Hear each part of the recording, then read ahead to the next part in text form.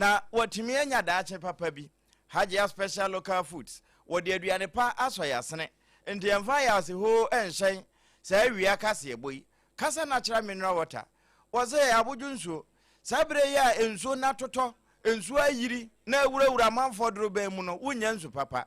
kasa natural mineral water enete kama enti ya hwe ho se yesie esia awiei wo mu nekuta yemmu ya yedom wo ewo kase no mo 106.5 FM enu ya SOMPA nkra hona kase no abobo a edifire bate sa asoroche no eni gina na ato 93.1 enu ya to emantem mu no afa ho no chese ansa na abeko asantema ya giatum kumase ehwa dabraka wonum e wato no 101.1 wonum fa enafe takurade afa ho no nso ededem 103.3 ebia na wo bono na wo hwe etie a ahenkuro ne 98.9 alaji be kwa na aburo sanum SOMPA sunwane enne tete fam akopia hafo ekwa akiri dodo ekwa san kwa ase ho na mo duru doma 100.7 aja usu be man ne dom wo maje ekwa akosi ko devoa ena afi SOMPA doma 101.3 adisha wo mo wo bono na poe fam no titiri no nkransa kingdom ho no SOMPA 90.7 ena SOMPA 106.1 FM techimai wono nso oje ede apete wo mo wo mfimfini mantam mu nyina na frequency kro na aso na nso ho ya hema mu kingdom eno nso ede nsempai enam www.sompaonline.com yewura tabo ate abone kashira kotoko na kusani mu a ene ewani so wasom ene baabia wunya bi na utie Facebook no so St Augustine de enam ho eya SOMPA Accra 106.5 live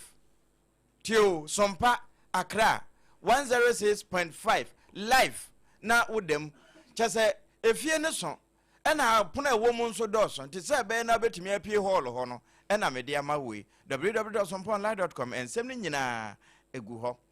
awiensa ma ebade abeti bi ene se ana ayeda sonko a wayesi ho a wode ebompaye ne atache di ampomase na Ghana mampanyi rojodomani mahama wode afutuo amaganafo wo enene nansa ensuyira yiriye ewon kran ha no wopiemu wawutu esenya mesini ni mu a wanu mu kirese ehwanso de ebopeme enya samkotwa wura bi wanu so akoyi ni niam nyina afinsuo mu wo ba obehye ne kofi kwan mu wo ewie no amanfo etoto wo manu anu wo mo de so na wo mo ese wodwene mo man ka ho pa na ne esiesie abase bia ho ye sumna hodo wetland be sensia de womba bebubu ade asisi wonyina sanso anasoye won mo show mega pom de mun sanso ebokoko sanso yire no a enano wada eba ye no yade pi no a eno de namo wo ensu yire ensensemu ano edom kuma wo mrahye bedwafie won mo kirem sempanifo mebu akonta papa bi emfa nkire wono na wonu se ensu yire ya ye tiam won kra hanya hanko samra boy se ebi koso pa na de nti e koso no wono ma ben ewo yatena ye mu nsam no wo ma kirem na Kumasi Metropolitan Assembly so na edekrata abayi wo mo bokoko de akire yenuanu binumu a wo mo de stores awodo akosi babaya sports stadium enhia so won so obi ya wo mpene toto mpene no a hyase ne pake onuoma na Nigeria ni bia wan mu kire mu se wabubu amanfo afaso Nigeria man ni mu a de fa ne cyber fraud wa ye bi wo wie wadwane abehya Ghana ha ya kire no afe ye bewie Ghana mampeni dada waka sembi efa mabunu ho na ye wo montetea na afa yakwa amanone Venezuela fo ya asase wo so si ho no abamu akuma emfinhia no be asamiensa wodi asase akuma mba de wo ho meka se woda so te ase o aya sabia ehonkomo ye de ba awie wakenkamfo no ye ba asa triple way man aja pia APAM DADAA awie ye bompaye na yaje o man no asiye mene akosia AGYEIWAA kodie buatin ena abena badu adepa kofi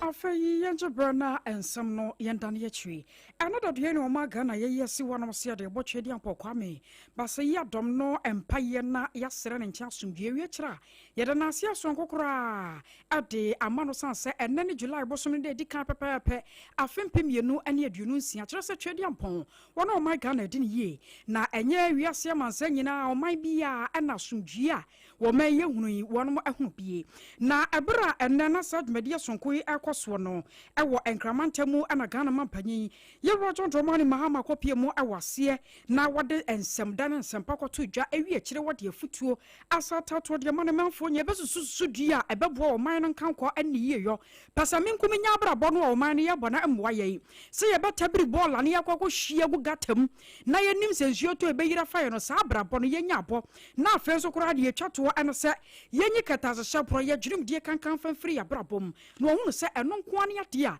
a bet to me a boy. A brother Ganama Penny Roger Dromani Mahama Casano. Yamar Boni Bema Tentin, what she be at my sea.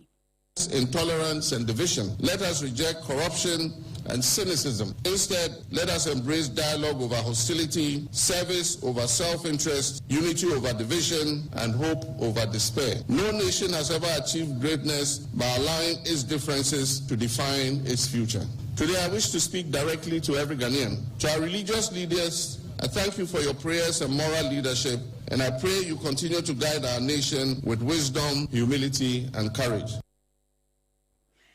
I was so worried, Ghana, Mampany, Roger Dromani Mahaman, and what you know, and our Pentecost as a one more chairman, Apostle Eric Nyamicha, answered to us so at set, and I asked someone you need a watching the Fraba to us, Yabatu Muno, and more Mayono Krami and this one, Hunua, Yapasi, a true son, no mining can corner 8 million or so. Nanquanon Quana, Jumoya Sergeant Chiro, wait a certain, as no beyond the dear now so, Sanka Ghana, ye fat see the Botayaba, who see an issue, Amanoko Bia, but Tanakoyasu and Unisua. And Kwamani Ebefadumu, Aquadumu. I think that this nation will have to settle down. As a people, we need to read. We need not to kind of put this nation under superstition and calendar. You see, when we don't move away from superstition and calendar, we will never settle down. When it's about election, prophets rise. And then the one who is able to give the accurate one, depending on where the political divide he leans on, sometimes they are honorably rewarded. And who doesn't want the honor? But let's move this nation from calendar and superstition. Let our politicians run Mother Ghana, not on manifesto and campaign promises. It will take us also nowhere. Number 3, our planning should not be against the next election. Because Ghana is not going to end tomorrow. Ghana is going to be as long as the earth remains. So our planning should not just be 4 years. We will get nowhere. Let's settle down. Sometimes it appears to me that we are in a hurry to be like America without laying the necessary foundation to help us to be like America. Yabo to me, I said, dear America memo one was why no second banner so minor, yet any swadi who bakusi and so away. I Pentecost as Hafonotin Apostle Eric Nyamiche. Abusia waksubusu a wotie from Tobraka sie original ye ewo sompa na Facebook no so no ubetumi abehwe yen ewo sompa Accra 106.5 live na yada wo fidie no so na wahwe nsam no wachichi ene bencheye wansam foforo mu no bese nansa ene ne abusia man Ghana yante asem dakora sansen company same dia wahu bi pen no enka wahunu bibio na so no Ghana dia yehu ni yasenhu sanse dia yehu no yensuamu sabi nyase wom na yafaso ade aboya ho ban ni asesa yesu ban sanka bi nsibio na sane na ensubranta mu a etoye ewo maimu afa bebre nu ankankan enkna hade hyase akora kwasi ada na dwo sade ebi mu experience wonom ede no na ensu yire ba yeyi upiemu wankna hade abubrija abusua eyemanumsam na san uhwemu a atratra ne nkwa ba mu ekonkronkuma afei mesina hodo mu piemu wa wutu senya mesina ni mu a ehwanso amu chem so amu experience bi papa ensuo ni yiri fa de hye mika na ani edene kane no so de na kente saa enti na den ana akwate bayira homam ama bayira emu akesie yi ekura ba kwa no ewa wutu senya east mesina nim ya ye frɛ no komete wanu mu chem se owura bia ensuo eyiri fa ne niema se wo hye ni mu pa se ensuo ni ntwi ne niema nkwade ɛne obetumi ayɛ nkakra nkra na agya wakoyi nneɛma no bi empanimfo akyerɛ mu so okoyi a waba nsuo ne sɛ hwɛ wana simini ahodene ensuo na twe fantom asebra me no kasa yi wanum hyɛ mu sɛ wakotwa ne kofi kwa mu wu a akwaya hosam ade wanom ɛwɔ kpɔmete hɔ wɔn ne sompa kase ɛkasai ekonisi no said nsu na ye nti bia ntimi ampia mfro mu dem tema said nsu no doso no e ma dan kasi ani preko said e be o muntimi pushing ye de mp nti endo say de ye hwiri ni pansia e wo hanom se sesia amu so mu ye muslims for nti ene de wa wo hwa anapo we de o makoyi bibia ye de amo mo sawati ase Most people come for replacement, but yesterday we lost a lot of TVs that the screen has been broken. They can have to repay them. They not say that it's free. In the last time, some guy wanted to fight with us. The only thing we can do is have to repay. And it's a lot of money. So the country has to help us. Yeah, we are now coming to put the figures together. And now we don't know because we have lost a lot of things.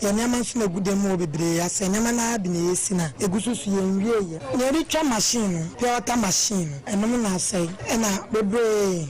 because the organic fat water no call supplying and shock machines in them. Your car back with you and shop in name S6 and 75 no workshop in tobacco. And you bet me a mom by no, I just am a fat. No bet me. Actually, Nina can the Arabia see it. I say a business no so why by a niche. You're running on a gui.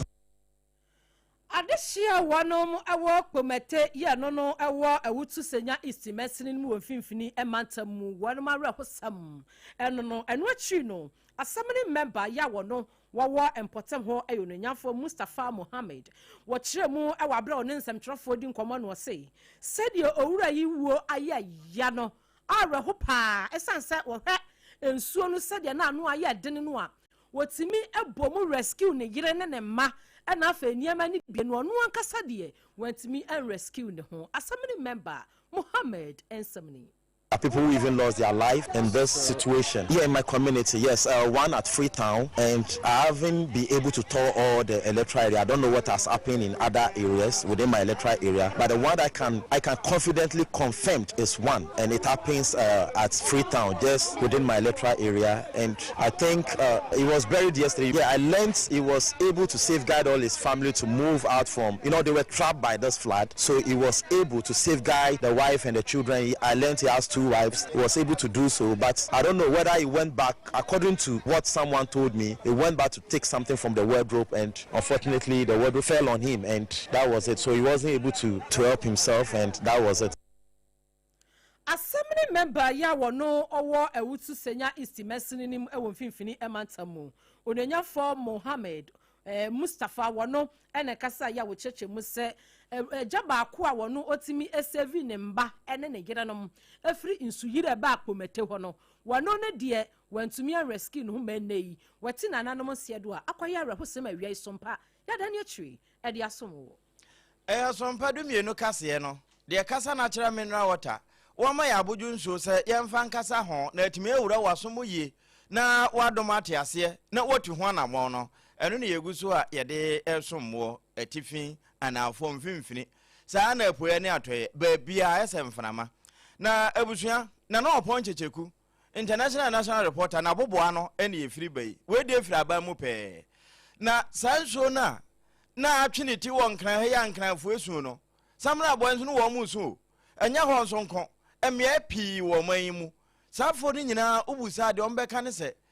ba bia wo mo tete no se nso ho na ayi kwan no e de afa na no ena mpanimfo nso kwa adwendwene mu ne asetena mu ana o man na yetimu no e wo ne pran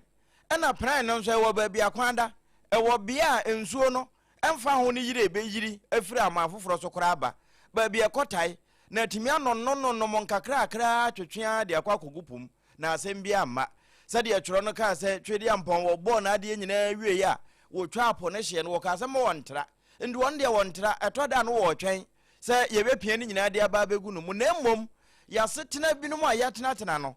eno na ama de aba ne ba enti sei ehye ya aban ye ni so afo abedi e kire a won mo hwe adansie ene enyuma ho nsam so yensuwa eka ho maame Gizela tete ogbutui wono na eka sei na wo se abane se 6 wetland areas de wo betakre mo afie wo ho a ye bebu ni nyina and the willpower to do the necessary demolitions that have to be done, take the hard decisions that you have to take as a government, and we are rightly going to do so. Mr. Speaker, we have about six wetlands that have to be restored in Accra alone. Six of them. And the reason why we have to do is that we have to have spaces where we can hold water. The rivers must be given their room, and the streams must be given their space. And so these wetlands are going to be able to hold the water, which they should have been doing already anyway, from all the water, especially that comes from the Green Mountains. Now the speed with which the water comes into the capital city has increased because there's nothing to hold it back. And that is because there's been a lot of encroachment on those areas that were meant to be reserved as wetlands. So those wetlands that have been encroached, for those who have encroached, for those who have sold, please find a way of getting your money back, because the government is going to get them and use them for the right purpose. Sustainable funding and the willpower to do the necessary demolition. Enti abamuno ena oche se wono kureya no wono ena ye emrasha badwanima adehia wono mompotam na wie wa mananso ho ena yewura Andrew Asiama wono ye second deputy speaker won de beka se wenye ne edikan ayekon ayeno ayesa no on de obeka ne se sanka efre bibi suahunu lesson efri bibum no wo man ga na yensua bibi emfri bibi em. Has been a perennial unfortunate incident that has been bedeviling the country, and it appears we are not learning anything. The same thing. I used to work at KMA. I was in charge of drop and control, and that same problems we're facing is still here. I mean, human beings are not prepared to learn. Everybody wants to do something that pleases he himself or her himself. So once we are not prepared to follow the law, these are some of the results that we do. I think even though we have general program, especially in Accra, looking at the Accra Plains and the running water from the Green Mountains, and all of them are coming through the same small water channels. We have some constructional problems that we need to address, and these problems that we need. But I think our indiscipline has also contributed to what we are waiting. So it's a holistic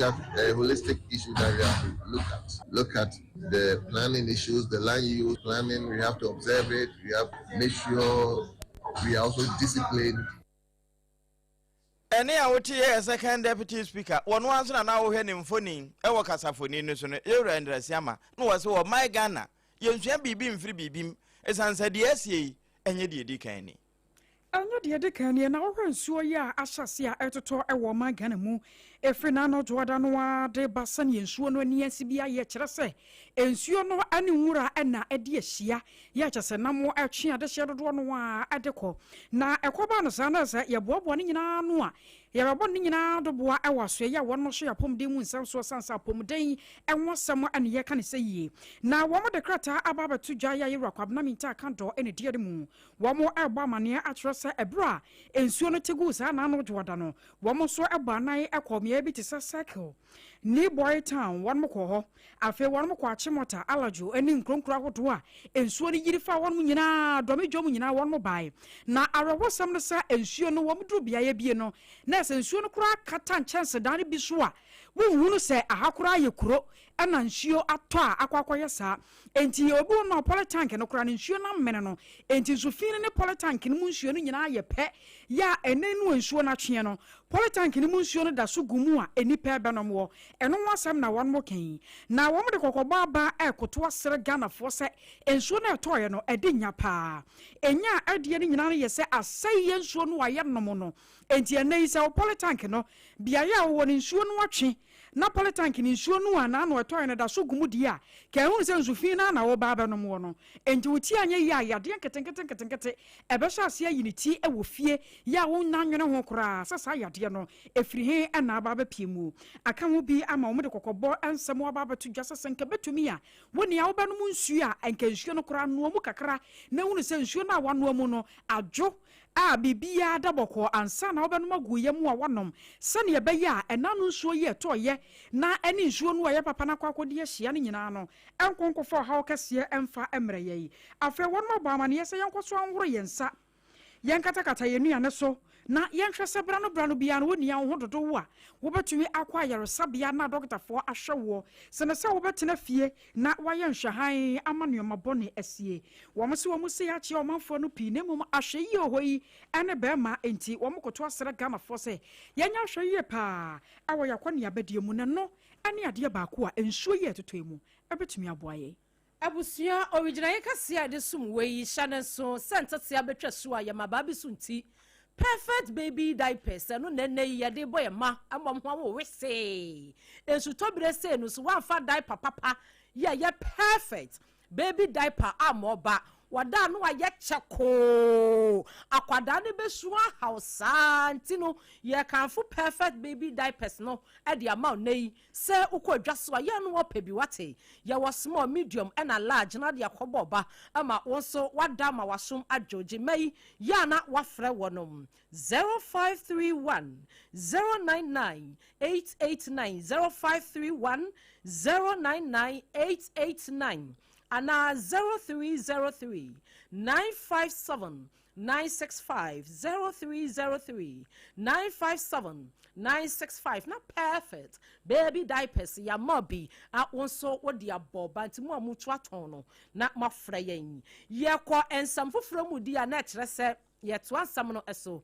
na ensu a eyiri ya na kyerɛ nsu yiri fradi emu an yeguso agina opie mu ɛwɔ emrahye badwa mu a enu adom kuma won for Alexander Kwame na Fanyoma Ken afutu emrahye badwani no woyɛ Alexander Kwame na Fanyoma Ken afutu emrahye badwani no woyɛ sahene na wono na di wan muanim ensem bia womo ene samtrafo atwetwe ho ene sɛ afe ba konim na kyesa afimpinu ni aduonu enum 2025 no empanimfo te tax force bi a wonom ana ebaba boa ama eneyi sɛ yɛmo aboa yɛ ho yɛnya akade ene yantete gotam na etina ensuo mefa yen ya locate sika sei enfa nkoma sa tax force no ye hia accoutrement wei ni enfa mu adwuma no sɛ de be yensuo for my Ghana sa tax force no ɛho ɛna no a edom kuman element yi wanu mu kyerɛ mu sɛ wo mo hyɛda hu wo madwuma yeye ɛno ti ononyafo Alexander Kwame na Fanyoma Kense wanu mu ka kyerɛ empanimfo senka be ya wanu mu hyɛda anti dedicated parliamentary committee na kyerɛ sɛ wɔn yɛ mmarahyɛ badwafo na nkasa no yɛnte wɔn ɛde wɔn ho besi wɔ na saa committee no ɛnyɛ obi asɛ bi a yɛte task force bi ana ebi a yɛte committee bi ana yɛde adwumakuo bi ahyɛ obi nsa saafoɔ no ɛna bɛhwɛ sɛ aso asemesi ano benten ana adwumakuo wei wɔn yɛ wɔn adwuma yie sika yɛde kwama wɔn no wɔn ɛyɛ ne yie wɔn yusu sika no ɛma saa purpose no anaasɛ misappropriation of fund ebi ɛkɔ so wɔ hɔ ana ɛno ɛbɛtumi aboa nanka yɛtumi akyɛke ne yie pa nankankan saa task force wa yɛte yɛ for fraud ne nti no nanka bibia ɛtumi akɔ so wabra wɔne nsɛmtwerɛfoɔ ɛkasa yɛ ɛwɔ mmarahyɛ badwam no ne sɛm a ɔde to dwa ɛbi ɛni. Ladies and gentlemen of the press, we the minority submit that government cannot simultaneously claim to have prepared for the floods and then be caught needing fresh maps and fresh presentations once disasters. It cannot dismantle an existing waste management arrangement without a replacement and then point to clogged drains as a natural disaster rather than a policy failure. The people of Accra deserve a government that plans ahead, not one that manages crisis after they have already destroyed homes and livelihoods. A call for parliamentary inquiry. We contend that given the scale of this failure, statement of regret and after the fact relief packages are not sufficient. The minority is calling on this House to establish a parliamentary committee specifically mandated to investigate the conduct of the flood preparedness task and the relevant government ministries and agencies in the lead up to this disaster. That inquiry must establish what work, if any, the task force undertook since its establishment, what funds were allocated to it and how they were spent, what specific mitigation measures were planned and implemented, and why none of this prevented or meaningfully reduced the impact of foreseeable seasonal flood. Those found responsible for negligence. And what you know, on a new for Alexander Kwame na Fanyoma Ken was sahene etre ni semubion sem. And so ya efa fadishe yan kran hanko anase empanimfo asenta wanwa dwinyina e won kran ha na sika ya enra omampani di tuja 300 million Ghana cedis ya one more locate here ya wo ma chiche mu wo mo mahwe wo ma ejapade afa wo mo adehia afri mu ene kwan ya ye befa so amanagi ensuyiri ewo mayim ni nyina bi hyem no wosen ka be ya ampanifom na mrahye bedwam na wanom ene wo mabu hu akonta ni ehu se aso wei ebefiri mantam ha sei akomantam bi anasa mantam bi sensu ye de sei ena akwakwaso asene ni nyina kamfu ano afra se tax force wa wonom te ye no eno so wo pemu ahu sika dodu a ekodi wo mo ho ene adwuma wonom ye yi se eno so okafa ho eni split evenly between urgent relief for flood affected persons and communities, that is 150 million for them, and flood mitigation measures 150 million, alongside the deployment of Ghana Armed Forces and police to support NADMO in rescue and relief operations. The minority welcomes this relief and will not stand in the way of support reaching affected Ghanaians. But relief after the fact, however light, is not a substitute for the prevention that was promised months ago and never delivered. An aerial tour of the devastation today does not undo the absence of a functioning plan before the rains came. Compassion for the victims of this crisis and accountability for the government that failed to prevent it are not mutually exclusive. Both are necessary, and the minority insists on both. The minority demands detailed, itemized reporting to this House on how the full 300 million will be disbursed and spent, broken down by recipient community, projects, and contractor where applicable, together with documentary evidence of full compliance with the Public Financial Management Act and all other applicable transparency and procurement requirements. This reporting must distinguish clearly between the 150 million allocated to direct relief and the 150 million allocated to mitigation works, with regular progress updates.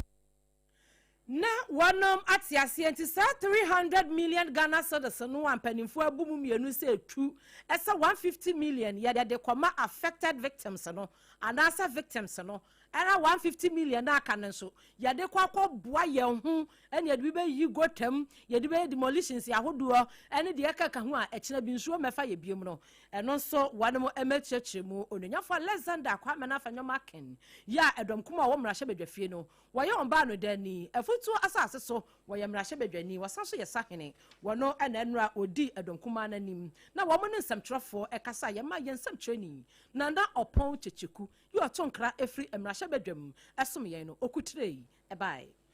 ene eno no emfimfina afa ho no yenya firi ho pe ene atoye ne bohye sa atoye nchemi ya esi no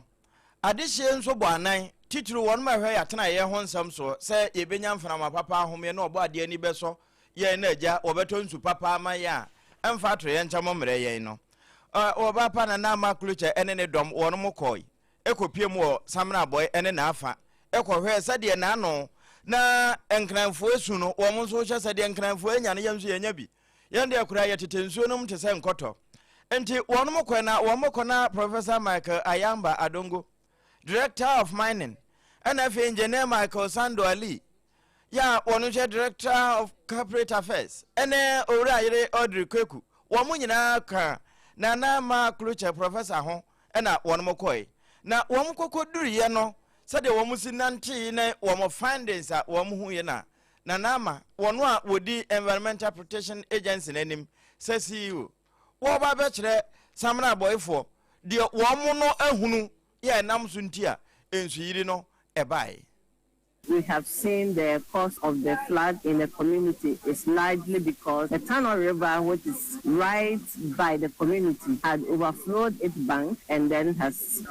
been in the community. So EPA did assessment through the community, and now we are currently at the riverside by the Tunnel River, assessing the integrity of it. Is already compromised. It's easy. Any further rain will cause another flooding, as we can see at the Tunnel River currently. What EPA wants to do, it's not just to dredge to allow the flow of the Tunnel River, because we see it blocked at different sections of the river. We also want to restore the banks. We want to actually build concrete walls to restore the banks, especially near the community, to avoid further flooding from the river. So we'll do the dredging. Eno nanama closure Professor CEO Edema Environmental Protection Agency the bifre na yepa no na ewie na adehia won mo samra boy se empanimfo aba hoyi no wo mo nso hawni wo mo mfa nko na agya won ma ehu nipa mobo no ehu wo mobo bi ezeta maha ezeta entimi ni maha ya fe ho ne ibe de se ne juna jira ba ya e ka se yi ni me bi ne jura pa e ne nyina pa se fe ndi pita o sisi ni na pa se fe ni se ni ne ma ka ni tu matres na se ala da zun na da ni na se ka ni ne di ko e chokota ni aso da ni na ko bi ko ni remember e ka ba bo am ni si ke ba ko ni nam tin de miska e ko ni miska de miska dia ho afere de miska ha ma ko ni ba de no mo na won ta fo na nyama nyina ko o so na ba na ge ban ko sun ti nyama nyina se bu e da no che nyama nyina e da no e be bu nyama nyina so na nyama nyina se e so aban bua mi na won ta de mo ya so be si gana man ai be si gana ma ya o no me we bi ate se the student tuntuma na wi and they say breeding mosquitoes and no near the abekoso pa enti ade hia wonomo samra boy so no and ate say womode wakonsem eto yama ne bofu animu afei ye ko asantemantamu na Kumasi Metropolitan Assembly kemi wamo aneka sei wode krata tentente apiedwa ebo amane yasa de kokobo atato etrese woko baba yara sports stadium hono mu a emre bi atwam wo na empata ni ho enti na ebo ma kwani abadie ekoso pa na nse mu ka me panyifo so wo mu kofa ho a ya bobom mpata atwa won mu nyina hia ya wo mu nipa ko a wokodi se adwuma no na won ma hu se nkrofo titimu ebi mu ehono mu da ebi mu so kro won mu ehono mu tena etomade ya eni kwanse ba ne saa anam so nti wo mu de krata aba kire se emfiti ne ankopem July bo so nde to so aduasa na se bo so me pepepe enne ebusome so na se July bo so nde to so aduasa na se 30 days asam ne yakan na 30 days ne so na che se wonia wonkonko yi wonioma na 30 days ne so na che se wonia wonkonko yi wonioma mfamfiri babia esie mfamfiri babia esie no a na nyo bi ne kumantwie boss yakono a adna ne ti eno a na nyo bi ne kumantwie boss yakono a adna ne ti age akyerema na wo se meye no maye eno manya anya nenam enti ne ye wo mde kokobɔ nam wo na krata asa di so no mentina wano mo nkaze o wachina mayi wuti anye ya wono mentina wano mo nkaze o wachina mayi wuti anye ya eda won beba ne na wanya akwanya bi ya nkwankwa yi nuoma no na won mo dwiri wo nuoma nyina ade wanya akwanya bi ya nkwankwa yi nuoma no na won mo dwiri wo nuoma nyina ade ato agufom eno sano na nhwa na obi a beka so aban ni tiri mu oden na so ne yedi nka abokoko no na woni awante eno nche na mo se yamfa so mpa afiri kase so ne yama ma ne bono nso ba bibiada se efiti ne ya de kro ya kopem 30th July no woni ya no ahase aboaboa nuoma no se efiri baba yara sports stadium ode banyina structure any kwanse si won ma mabobo sa asesen ne de si wono mo yiri nyina emfamfiri wo ansana kema mpanyimfo won ma hyase atuo na mo na wo mo se we kura no wo mo de ama so mpa afiri kese ye abo amane yi wo mo ma na nso ho a wo mbeko so nantim na wo mo wasa bia ye ho wo ma je wo aboso nyina no wo mo no di nkomo asare kokobo ne bia sa akwa wo mo enti woni ya wantie na da no so na wo mo ben wo aboboa no bedwiri dan ne tugu a na se wo hunu se wo mo ne abre pa na wo mo ayi atwuma na krata ye ba ye Kumasi meyo ye wura chiro for you wono ne nsa ahyase bi na krata yi ababaso yenso wo ensam foforo mu no posi adwumakuo ya wonom ewo oman konkro Ghana mu wo mo ebo amane akire mu se wo mo chi Nigeria ni bi a Interpol fu akora sa no wada wo mo red list so ya hwehwe no akire no abehye Ghana ha sei na enkrata yi mu no wonom akire mu se Nigeria ni obi a wati internet ne so ya owiawi amanfo sika nkakra wo mo esika wo mo asam wo mani mu fifire no no odi sebu akwan so abafo kwan so na wakutire sika ne dia free wo ne nsam sa bra no wabo wo Nigeria no owie watu ene waba Ghana sansa ye pa na kire no na Ghana ha say no wo ba ye o ende wo ba be ya adwuma wo mu kire mu say block factory bi ewo oyarefa eho enaja wodi na adwuma na wo boni nkui na wo mu so munya call anasa complain every eye manager bia wono hacho shell filling station a report to say womo esusu abrantie bi say ase wo wiawia womo kakra every womo accountum na account wa wanu mu kire mu say womo ehu ye no de complain e call ye no every Ecobank Ghana PLC na no womo a point of sale transactions ya wanu mu kire mu say womo ayedi esi hacho empotam ho ba bi ho ɛna saa wɔn receipt ni nyinaa efiri ɛbae na posi sɛ wɔn enya saa complain no wɔn atena wɔn to so wɔn ɛkeka wɔn ho paa ɛde nhwehwɛmu mapa egu fam na ne nyinaa mu no wɔn nhwehwɛmu akɔhu sɛ 2 city banks bi a ɛno no wɔn nkrataa no ɛyɛ debit cards mienu ɛna wɔn ehu ya ɛno no yɛ issue na yɛ issue ya wɔn kyerɛ mu sɛ United States din kura ɛwɔ so na kyerɛ sɛ adeɛ no akɔyɛ some skirmishes bi ɛwɔ hɔ no mu ase wɔn ahyehyɛ mu yɛ kura ebewia sɛ wɔn betumi kura akɔkyerɛ Donald Trump kura sɛ United States yaba so nti na wɔsɛ wɔn anya abotere na wɔn hyehyɛ mu no mu sɛ hatwo Shell filling station and afei osu total filling station sa filling station mienu and yewia one man kakra no efa sa city banks mienu ho a empanifo ebo mama ne na abranti a wanom ehwehwe mu a ekwakyere ne din ene adarensola owa mifami adere na kyese Nigeria ni din eno no na wanom kwakyere no June bosome no ne da na toso aduonu enum 25th June 2026 ena wanom ensa ekoso ni mu posi adwumako no essay ebra wam sa so ni mu no wam hwehwe mu akonya enipa mienu bi a yamfa ne se wam mienu ena aka wam tamasi ani ena wam ebosa bra ne nyina mu no wam akwakwaboa ema ehwehwemu etumi akoso na wohye mu asika wanom kire mu se wawiawia ede afiri sa complaint mienu hoi eye 10,000 US choppable Donald Trump dollars ya ni nyina no eyesika mu oduru pa ya wanom ehwehwe mu na sa sika no wanom kire mu se oredroy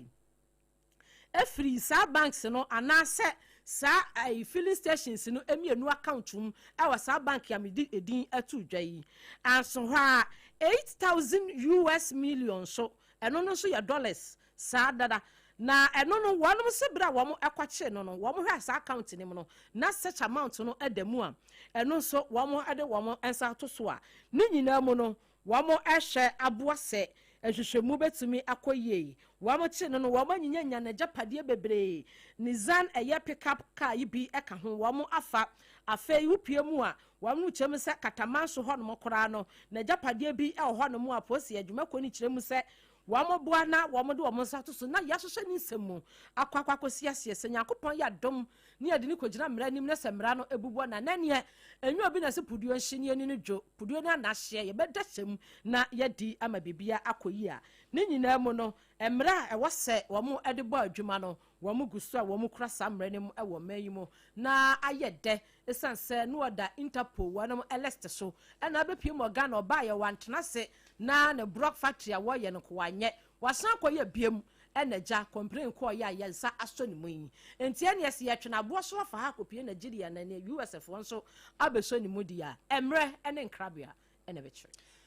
SOMPA 2 kase the Empire Homeopathic Clinic Kasa Natural Mineral Water Hajia Special Carfu Senafi Perfect Baby Diapers wokuta yemu no eno ene yede ma wo Ghana mampani dada Ochiman PSA be ma boada His Excellency na Danko Akufo-Addo ya sese wo fie ehumye na wo hwe Ghana sade nema esikro Jumade bi akoso a eye abibiri mato ye mabunu a wo ha no wo munhie mudede etoso miensa and the 3rd West Africa Youth Summit etoso wonkran ha enti wo moto nsa frɛ no embo okokasa wase se wonkose biribi nkyere mabuni wo munhunu suma wo mosombo na aboa ma wono mahu baabi a wote no kwana wo mbefa so kura wo mbetena ho eno no wo beche se bio sa adwene no se de ye bi kano na anya adwuma pɛ nipaduane na bre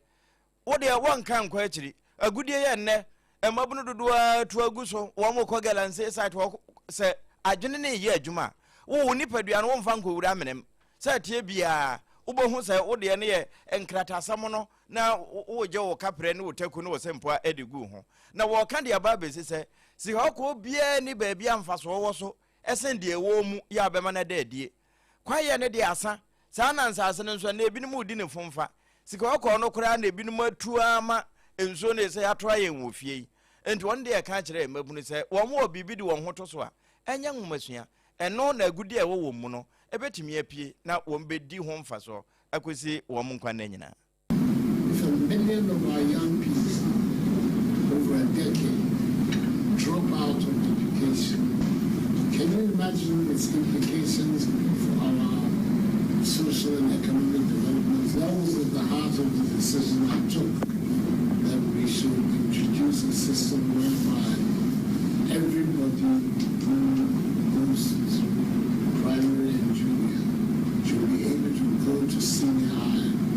as long as they have the requisite qualifications.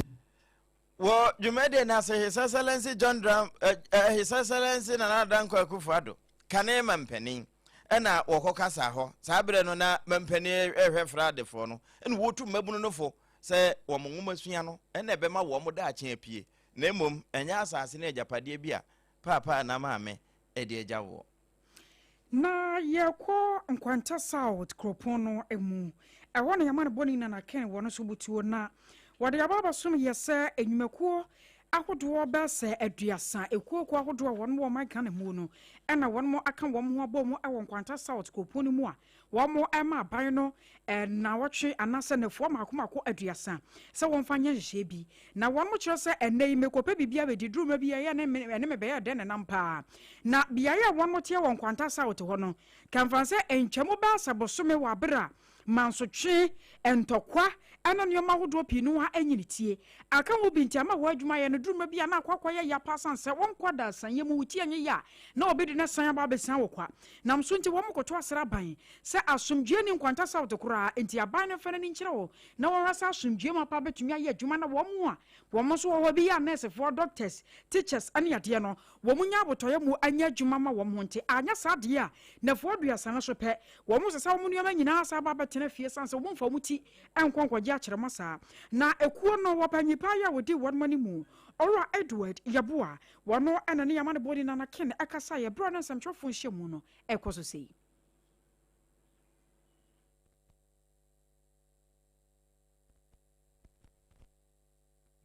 enne aha hia ye butaye eduna eniema mienu a ye pesi ye ditu eye aban anim na ne dikan na anawachi no yira Edward amananso wa ene odebeto aso ekiro se oha hodo a ene ntokwa na menteme wase no wekoso wonkwanta South no adrabre wo mo no enya no bini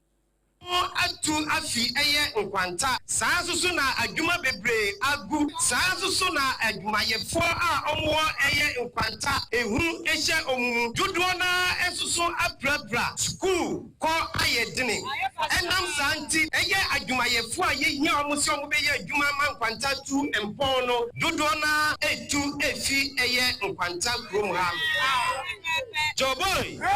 enam sanyema yinti ye katra ban ye wo eye nkaiboyi edimano na nkaibo no ne edikan eye womo a omahwe omonkwa eye ade ehia e sabanti ya ye pese abanti na ohye ne enso enam ni santi ya hu se eye school ngofra ema adwumayefo ni nipa bebre so omonam a omusuro omanantiemu ewo eye nkwanta sansusu na se ye fa eye school nsem aye basa se wucha eye academic calendar eye Ghana using ye kwa de asesa na na ye mofra ebre school nsem say Joboy sa na anawachi no yenu ma wo mo nam dua na kwa na baabi nso odedem no wo mo fa so ade wo ma de sode to aban no wanim se wo mara wo mo moye na setene mo yeden